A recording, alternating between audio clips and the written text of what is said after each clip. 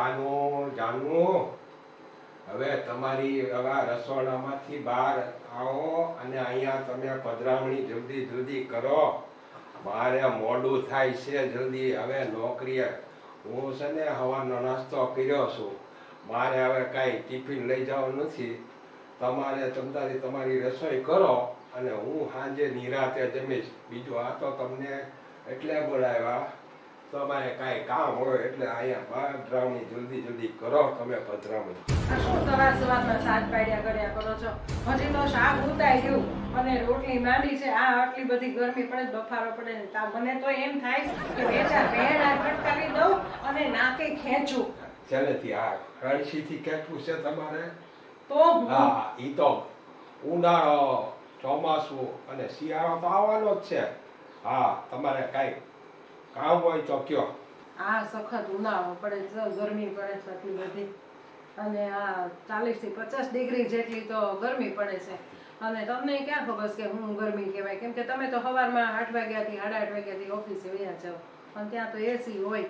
સાંજે 8 સાડા 8 આવો. ઘણી વાર ઓફિસમાં વધારાનું કામ હોય, ઓવર ટાઈમ હોય તો 8:30 9 એટલે આવો. હા, પણ તમારે એ તો કુદરતી નિયમ છે, એ તો ગરમી તો પડવાની. પણ તમારે કામ શું છે એ કયો મને જલ્દી, એટલે હું નોકરી ભેગો ઘરે થઈ જાઉં. તમને તો ખબર જ છે કે મને લો બીપીની હાઈ બીપીની તકલીફ છે, એટલે મારીથી તો ગરમી જરાય સહન જ નથી થતી. પણ તમારે કરવું છે શું? તો આ વખતે મને એમ થાય છે કે તમે HP નો લો એક એસી ફિટ કરાવી દો ને તો મને એમ થાય છે કે તમે એક HP નો એસી ફિટ કરાવી દો ને તો સારું પડે થોડું. કેમ કે ગરમી એટલી બધી પડે છે અને હું કાંઈ સહન કરી શકતી નથી. તો અને જો મને લો બીપીની હાઈ બીપીની કાંઈક વધારે તકલીફ થઈ અને તમારે દવાખાનાના દોડા થાય તો આપણે 60,000 નો ફટકો પડે. એવું ન થાય એ હાટું થઈને હું કહું છું. હા, હવે હું જો હવે આ મોંઘવારી કેટલી બધી વધી ગઈ છે. પગાર તો એ નીમટ્યો છે. દાડે ને દિવસે મોંઘવારી વધતી જાય છે. આ તેલના ડબ્બામાં ચડાવી દીધા, તેલના ડબ્બા છે એમાં ચડાવી દીધા, ગેસના બાટલા મોંઘા થઈ ગયા, અનાજના કઠોળ થઈ ગયા, ચોખા ભરવાના છે, ઘઉં ભરવાના છે. કેટલી જાતનું બજેટ આપણે કાઢીએ ત્યારે તમને ખબર પડે છે ને.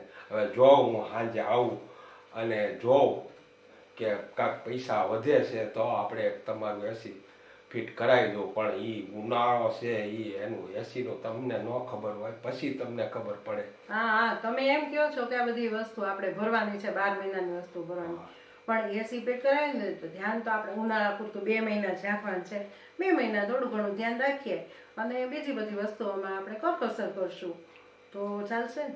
હા, થોડી કરકસર કરો તો ચાલશે. જોયું હવે કાંઈક બીજા દુકાનમાં જોઈ આવું સાંજે છૂટીને કેટલામાં એસી આવે તો એક એચપીનું કનેક્શન.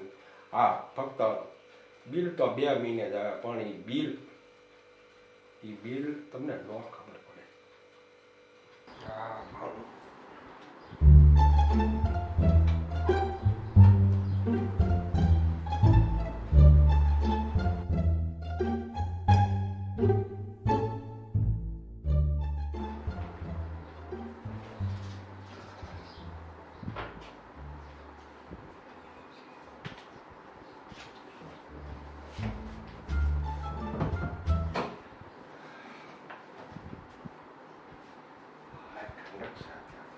રાતના 8 વાગે તો ઠંડક જ હોય.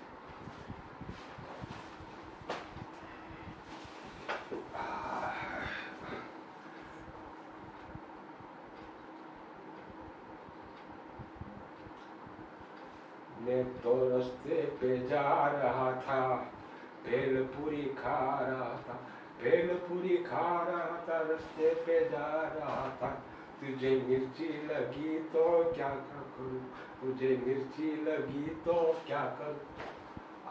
તમે આ મિર્ચા જેવું લગાડી દીધું આ એસી નું તમને તો. હવે આમાં હવે 4-5 ઠેકાણે દુકાને ફર્યો અને મને આમાંથી જો એસીમાં ક્યુ ફિટ કરાવું એટલે આવે ફિટ તો કરાવવું જ પડશે. આમાં તો હાલશે નહીં એટલે 2 મહિનાનો સવાલ છે. જોઈએ હવે આમાં જો પસંદ કરો કે સારું હોય ફિટ કરાવી દઈએ તો પછી કાલે ઓર્ડર આપી દઈએ ને ઓલો આવી ઇલેક્ટ્રિશિયન આવીને ફિટ કરી જશે. શું કર્યું હોય તો આ જે આપણે વોલ્ટેજનું પસંદ કર્યું છે ને એ બરાબર છે અને કારીગરને બોલાવી ફિટ કરાવી દેજો અને આ બધું બરાબર જ છે. તો આપણું એસી પાકું ને? અરે ભાઈ પાકું પાકું પાકું પાકું ભાઈ. આ મારું માથું પાકાવી ન દો તમે. આ તો કેટલી જતા ટેન્શન હોય. પાકું પાકું પાકું હાલો બરાબર. કાલે આવી ફિટ કરાવી દેશે અને હું એને કાંક ચેક બેક આપી દઈશ. હવે કાંક તો કરવું પડશે. હવે આ લોકોને બૈરાને જેમ કે એસી ફિટ કરાવી દો પણ અત્યારે હાલમાં જીબીના બિલ કેટલા બધા આવે છે તમને ન ખબર હોય એને બૈરા એસી ફિટ કરાવી આપો ને. પણ હવે 2 મહિના પછી ખબર પડશે કે હું ઠંડો થઈ જાઉં કે એ ઠંડા થઈ જશે. એસીનું બિલ આવશે તો મારે તો જુદારી છૂટી જશે કારણ કે બહુ બિલ આવે ભાઈ. એસી કાંઈ આખું હેલું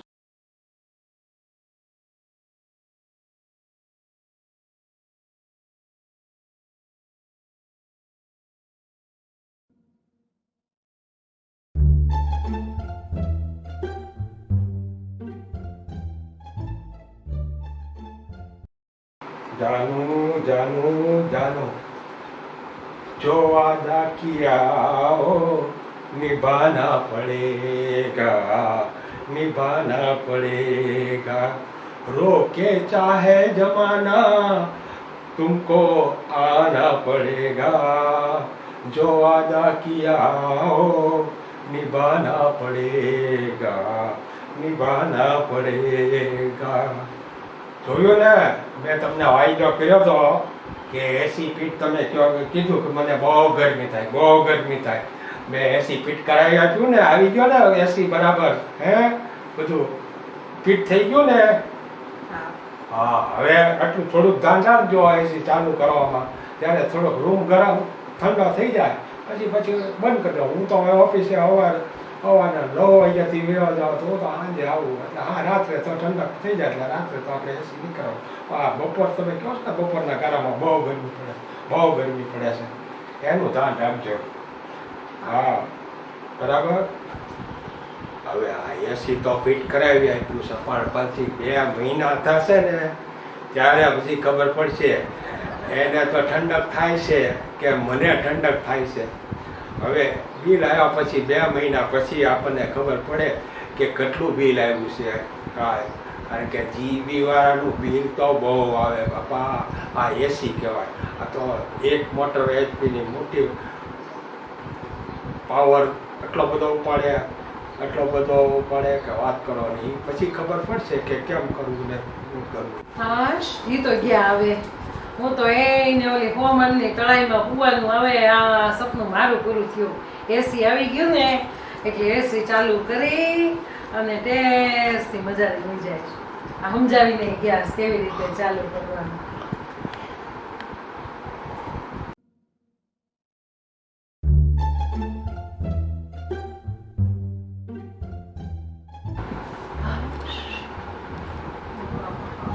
કેટલી બધી ઊંઘ. 6 વાગી ગયા. હવે આવી જ ઊંઘ આવશે. 6 વાગી ગયા. અત્યારે બુદ્ધિ ઊંઘી ગઈ હતી. એસીમાં ખબર ન પડી કેટલી બધી ઊંઘ આવે. હા હા હા.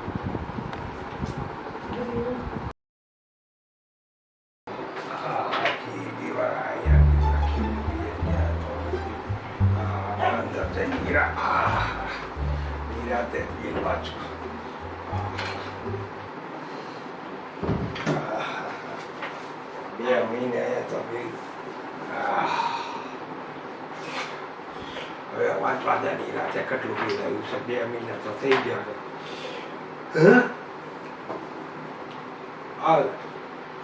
10,000 રૂપિયા બિલ. હવે 1100-1200 એની બને 10,000 નું બિલ.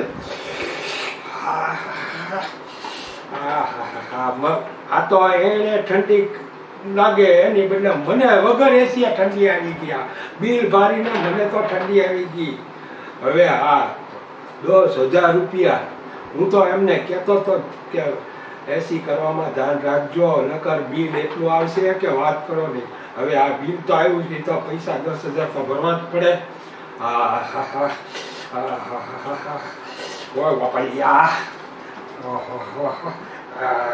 હવે આ ઠંડી તો એને એસી કાઢો મને હવે કાંક તો કરવું જ પડશે ને આમાં કાંઈ હશે બિલ ભર્યા વગરનું હાલો ત્યારે આ જોયું તમે